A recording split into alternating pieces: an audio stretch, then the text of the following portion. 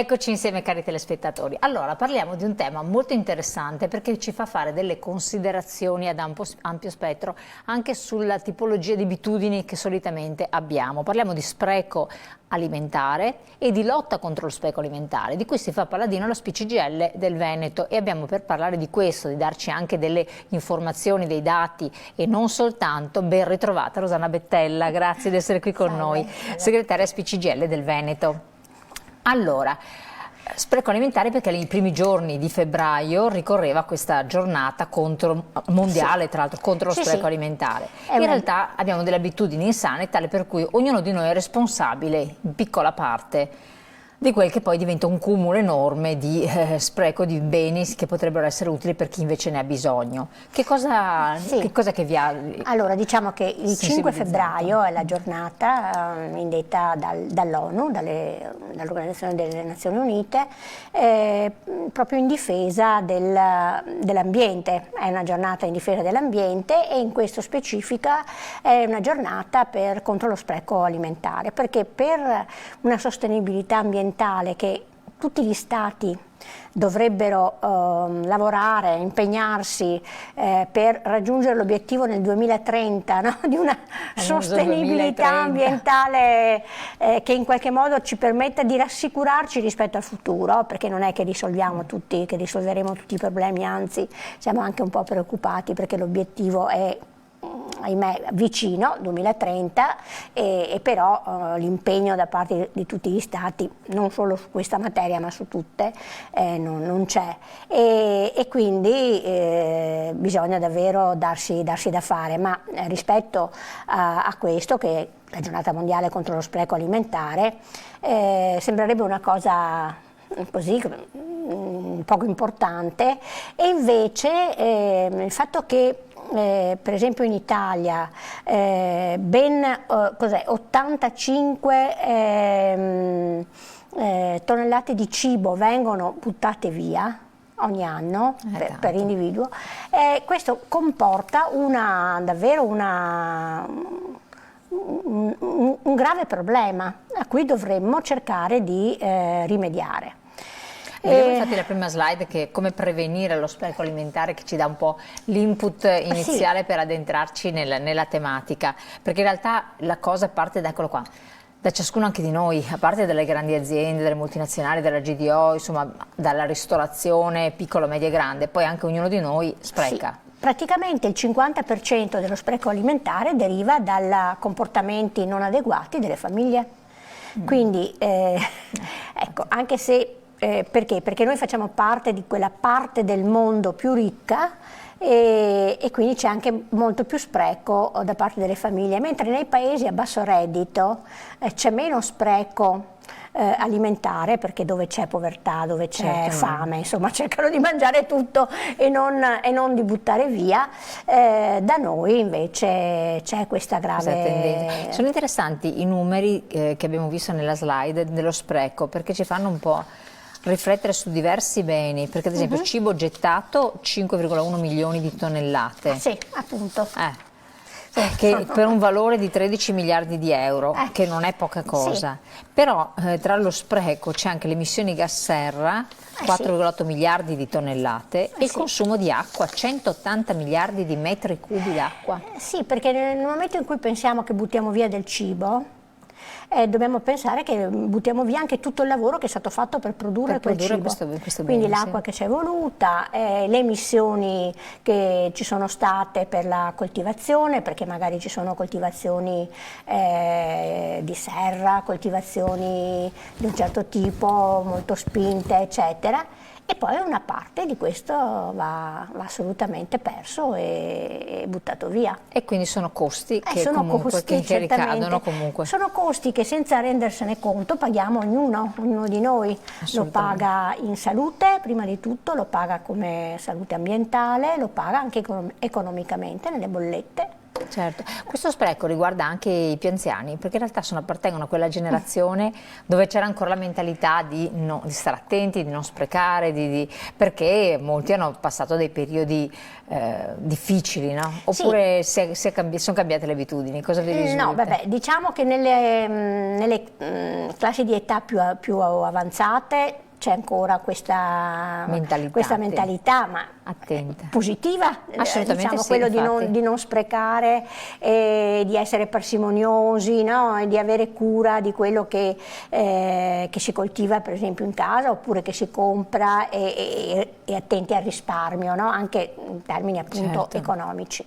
Più si abbassa l'età e più chiaramente c'è un'abitudine diversa. C'è un'abitudine diversa, si è un po' più delicati, no? Anche nel mangiare, quindi si scartano cose che invece si potrebbero benissimo mangiare. Se possiamo anche fare degli esempi, no?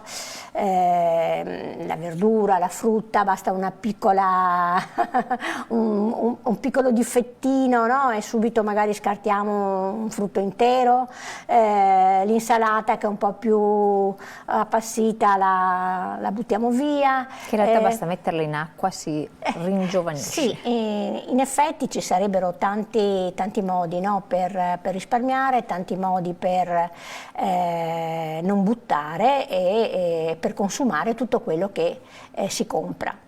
Poi c'è tutto il tema di quando si va a fare la spesa. E questo è un altro. Infatti entriamo qua nelle 10 pratiche che avete stilato, 10 buone pratiche. Sì, questo non l'abbiamo stilato noi, l'abbiamo fatto nostro, diciamo, ma è fatto dall'Enea, che è l'agenzia proprio. Cioè i dati sono dati ufficiali dall'Enea? Sì, sono dati assolutamente ufficiali, è un decalogo che è proprio ben fatto e che aiuta a risparmiare. A stare attenti. Allora, stare attenti. Questi dati, vediamoli, commentiamoli insieme, perché devono far riflettere, secondo me, no? Certo.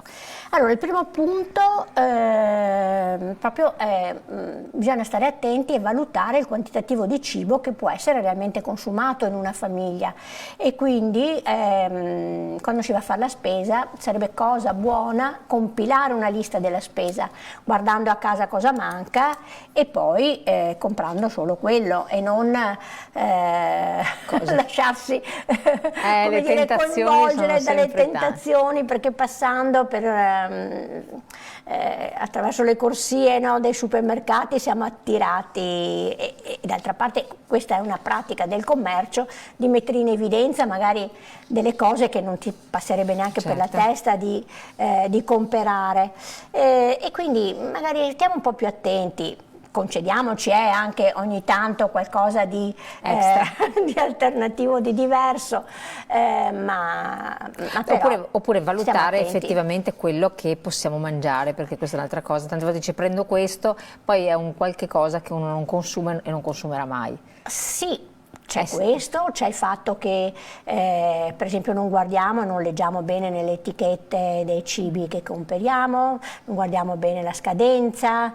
Questo è appunto il secondo punto molto importante: quando fai la spesa controlla la scadenza dei prodotti, pensando a quando utilizzarli. Mancato consumo si traduce automaticamente in uno spreco. Sì, però anche su questo è bene dire che la data di scadenza è indicativa, non è, non è che preferibilmente entro, quella che assolutamente che se passa quel giorno butto via tutto perché mi potrebbe far male. No, non è così. Quindi infatti anche questo è da imparare. È da imparare, come adesso in molti supermercati, in molti negozi, mettono proprio uno scaffale con i prodotti vicino alla scadenza, che costano meno e che sappiamo che possiamo consumare in assoluta tranquillità. Assolutamente. Quello che fa capire se un cibo non va bene, intanto è l'odore e il sapore, no? Ce ne rendiamo conto, i contadini, le persone, i nostri anziani di una volta, eccetera, com'è che capivano se una cosa era andata male? In questo modo, no? In maniera molto imparare ad utilizzare i sensi, molto materiale. Se invece guardiamo solo la data, prendiamo paura, diciamo no, questo è scaduto, lo butto via, e e tanto cibo viene buttato via in questo modo. Assolutamente, questo è molto da stare molta attenzione. E infatti qua vediamo il punto 3.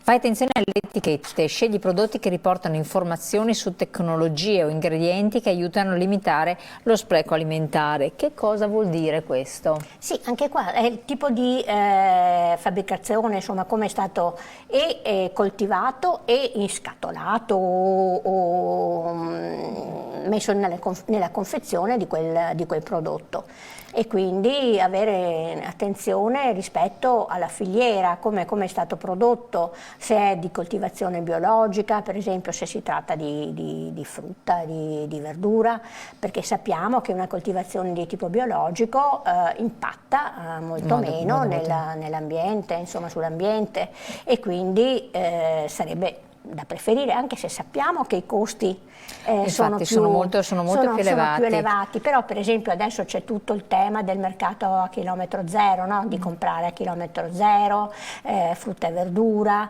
ci sono le nostre categorie degli agricoltori, insomma, che fanno questi mercati. Anche qua è un modo, ci si muove, si va al mercato, si compra prodotti più genuini, più salutari, insomma. Più salutari, e questa può essere anche un'idea per le persone magari un po' che sono un po' più pigre, fare un po' di strada in più, sì, se hanno la possibilità di tempo. È anche un momento di socialità, andare al mercato, quindi conoscere altra gente. Poi il 4 vediamo che c'è quel classico simbolo che ci fa capire la riutilizzabilità del contenitore sostanzialmente, no? Del riciclo. Infatti scegli i prodotti con indicato il destino della confezione a fine vita, contribuire a ridurre la quantità di indifferenziata nell'immondizia, e qua ci si torna alla differenziazione delle immondizie, no? Che è un problema, è anche questo soprattutto per le nostre persone anziane. Fanno un po' fatica a dividere. È un'impresa. Perché poi, lo sappiamo, non è una cosa così semplice e così intuitiva e immediata. Sì, certe cose si intuisce che vanno nell'umido, no? Altre il vetro è vetro. Ma alcuni sono bravissimi, ma forse perché anche hanno i nipoti che stanno attenti, che seguono. Sì. Altri invece fanno un po' di confusione, ma è anche normale che sia qua così. Bisognerebbe leggere il calendario che ogni comune manda. Diventa impegnativo. Ai propri cittadini, no?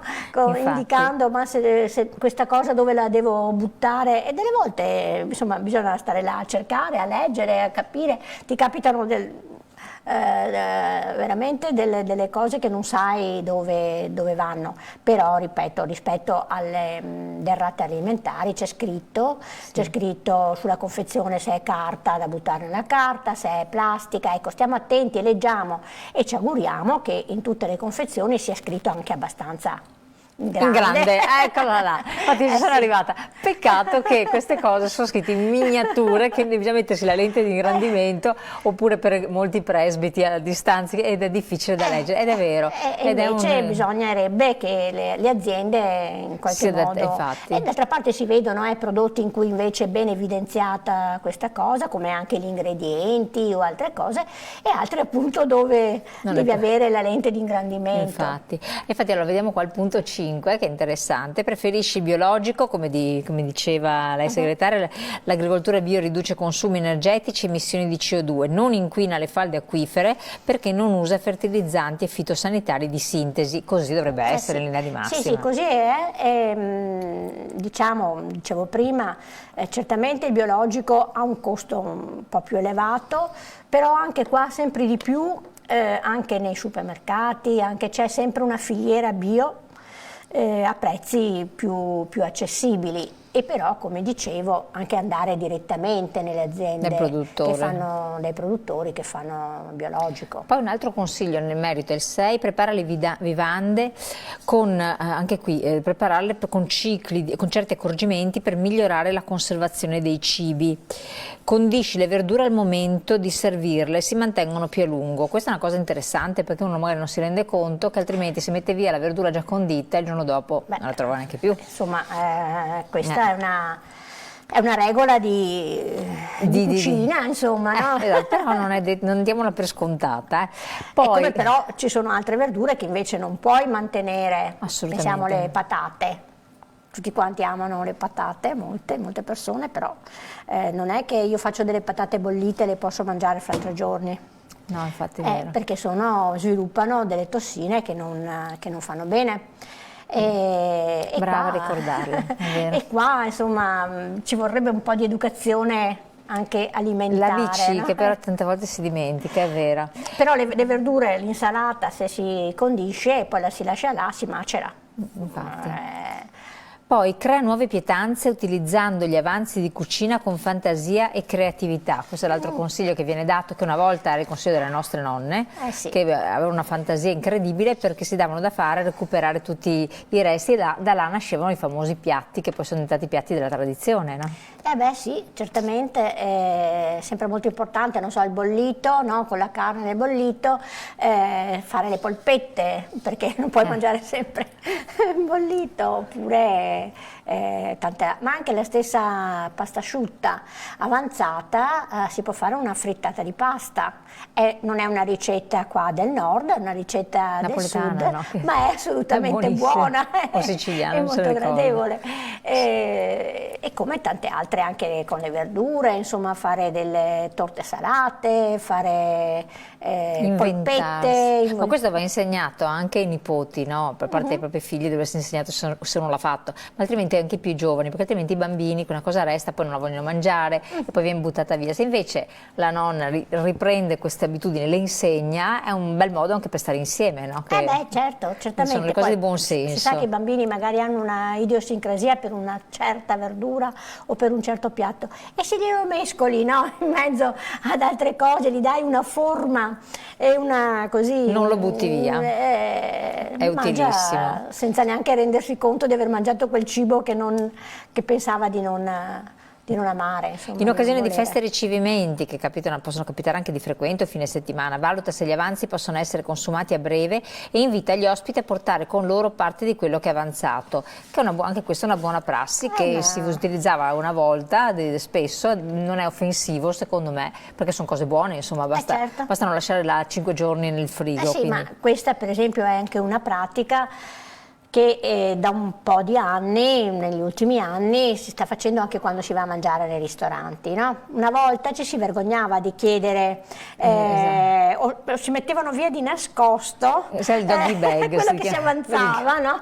Si portava via la borsetta di plastica per mettere via adesso senza farsi vedere. Adesso addirittura sono gli stessi ristoratori che ti chiedono, le porto un contenitore, sì, è meglio che porti a casa, insomma. È tutto cibo che abbiamo pagato, no? Che si paga, e tra l'altro anche buono, preparato e buono, tutto. tra l'altro, e questa è una buona pratica. Diciamo che noi come paese siamo arrivati per ultimi, perché in altri paesi, anche nell'Europa, nei paesi del nord, questa era assolutamente normale. Infatti, portare a casa, noi ci facciamo tanti scrupoli. Ciò che non si riusciva a mangiare là nel ristorante.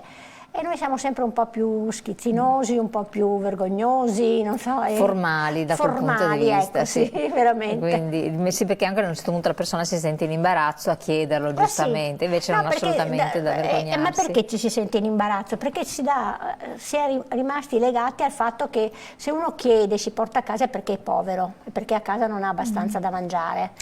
C'è forse sotto questo elemento. Questa forma di mentalità, sì. Che ci legati al passato, no? Toglierlo e fare il pacchettino. Metti gli avanzi di cibo insieme agli shopper in bioplastica biodegradabile, questo è importante, nella raccolta dell'umido, si trasformeranno in ottimo compost. E infatti gli shopper, cioè le borsette dove si mette il cibo biodegradabile dovrebbero essere altrettanto biodegradabili, sì, però dovrebbero durare almeno un giorno, qualche giorno, perché sì, sennò... ma anche perché se noi lo mettiamo nell'organico, il cibo, mettiamo nell'indifferenziata, diciamo, e non nell'umido, questo è un costo per la collettività molto alto. Perché intanto mancato guadagno del compost, perché poi il compost che viene fatto con l'umido viene venduto e quindi l'azienda municipalizzata dei rifiuti insomma ci guadagna, no? Invece se va a finire nell'indifferenziato ha dei costi di smaltimento, ha dei costi, non vengono smaltiti i costi che ci sono stati all'origine, no? per produrre quel cibo, e quindi paghiamo ancora una volta tutti quanti noi. Quindi ricordiamoci davvero i resti del cibo vanno nell'umido. Esatto, questa è una cosa importantissima, Sì. e possibilmente in una sportina adatta. Sì, che deve essere quelle biocompostabili, no? Nel Sì, senso esatto. Allora, questo è stilato il decalogo che avete estrapolato e che serve un po' per sottolineare, fare attenzione, essere sensibili a queste cose, perché ne va della salute generale di tutti e anche dei soldi della comunità, tra l'altro. Certo, e di ognuno. Esatto. Perché non ci rendiamo conto quanti costi indiretti paghiamo nelle bollette. Infatti. E quando basterebbe avere uno stile di vita più consono, insomma, più sobrio, ecco, chiamiamolo Infatti, così. questo è molto utile. Comunque valutare se controllare il frigo, anche se non è il frigo di quelli intelligenti. Assolutamente. Allora, il problema del frigo, anche qua, quando abbiamo del cibo che sta per scadere oppure che abbiamo là da più tempo, mettetelo un po' più basso, un po' più in avanti, perché se lo mettete nei ripiani più alti e in fondo, infatti è vero, se resta lì ci e si dimentica e poi lo si ritrova pieno di muffa, no? dopo magari qualche settimana, ecco. Quindi anche là il frigo va guardato abbastanza frequentemente e riposizionate le derrate che ci sono per appunto usarle al momento opportuno e nel tempo giusto. Questi quindi sono i consigli che si danno a tutti, questi fondamentali. Sì. Però io colgo l'occasione, visto che siamo riusciti a farlo anche in un tempo abbastanza rapido, di dedicare qualche minuto a libertà. Perché tra l'altro, a proposito di consigli, suggerimenti, questa edizione poi di febbraio è particolarmente corposa, perché c'è tantissimo dentro che uno ci vuole un mese per leggerla, secondo me. Allora, cosa possiamo dire per questa edizione? La Libertà, che è la vostra rivista, tra l'altro. È la nostra rivista, questa magari la faccio vedere, la copertina di questo mese ha come titolo L'interesse generale, perché la settimana prossima si apre il nostro 21esimo congresso dello SPI nazionale. Il 21, 22, 23 e 24 di febbraio, circa 900, intorno a 900 delegati da tutta Italia, saremo a Verona, perché si terrà a Verona, quindi nella nostra regione, il congresso nazionale. E ha come titolo questo l'interesse generale. Perché uno si domanda qual è l'interesse generale di un congresso dello SPI nazionale? È interesse generale perché noi ci consideriamo una categoria che non si limita a pensare al benessere, alle problematiche, a dare risposte alle problematiche delle anziane e degli anziani, i nostri iscritti, ma nel momento in cui ci occupiamo degli anziani ci occupiamo comunque di tutta la collettività, certo. Perché se parliamo di non autosufficienza, se ci mobilitiamo per questo, se chiediamo a gran voce una legge sulla non autosufficienza con risorse adeguate, sappiamo che diamo una risposta all'anziano non autosufficiente, ma a tutta la sua famiglia.